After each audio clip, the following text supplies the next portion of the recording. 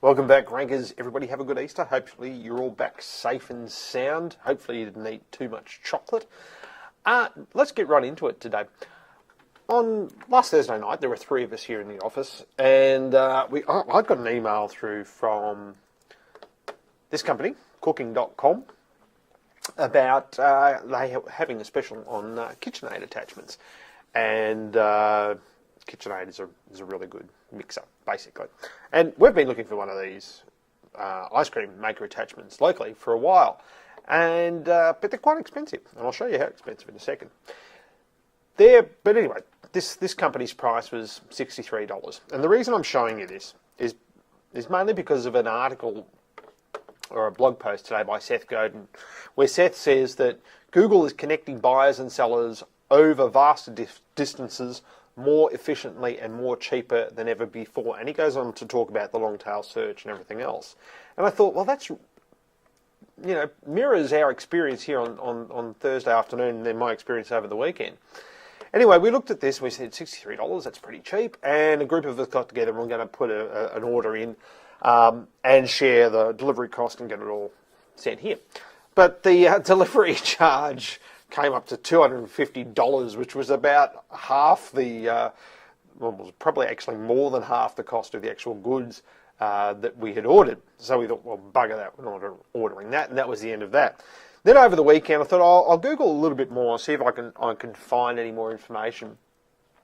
And I was looking, for ice cream maker attachments, and for this particular mixer, and I did a search in Google, but I didn't in .com.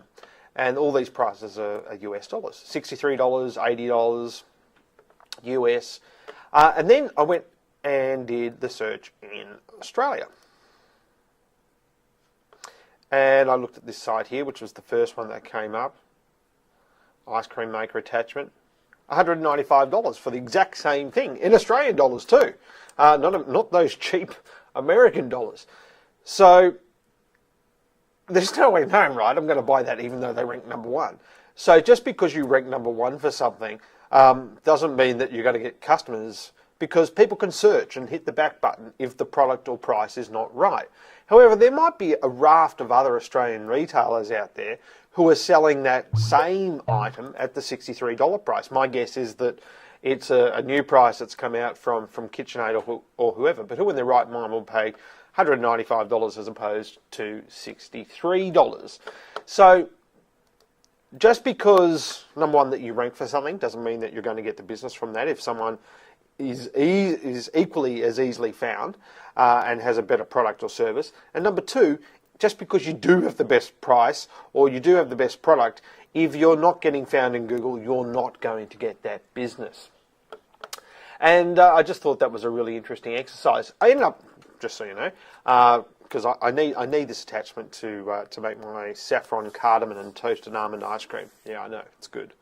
But I ended up buying that attachment from Amazon.com. I didn't even know that Amazon.com sold them, but I just kept searching and found that Amazon came up.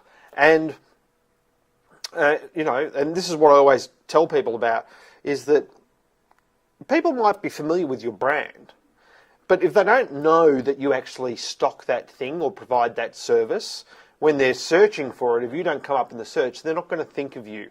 And I certainly didn't know that Amazon sold ice cream attachments, so I learned something over the weekend as well. And speaking of learning, this brings me up, so it's a pretty weak segue, but brings me up to a first question post-Easter. And this is again from Berkeley. I don't know how you say his name. Anyway. If yes, his question is, how is doing SEO for static and dynamic websites different? Well, essentially it's not.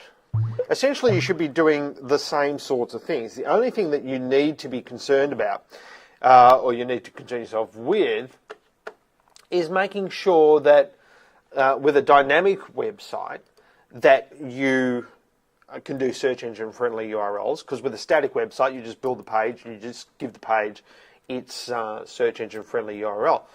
With a dynamic website like a Joomla or a WordPress or any other CMS, Drupal for that matter, you've got to make sure that you're doing your search engine friendly URLs right from launch. Don't launch and then decide to do them, because if you do that, when you make those changes, all those old pages will be in the index still, and then you'll have to go and get all the old pages out.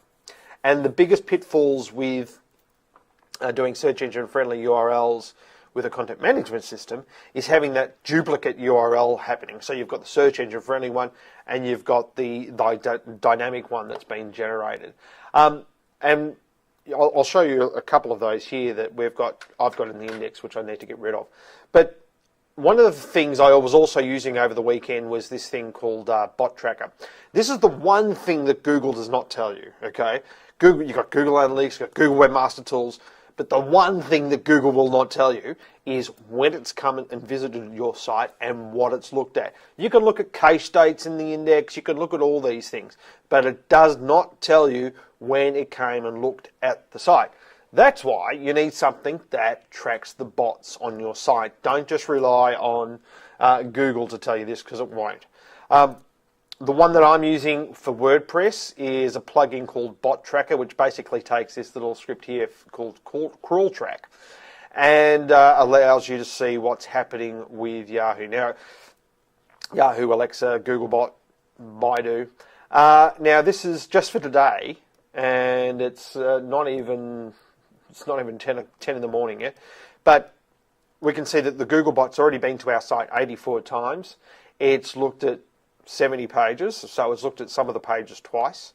You can see also here that the Intimi Slurp bot, which is Yahoo, has been about 91 times, and I don't know why, because no one uses Yahoo as far as I know.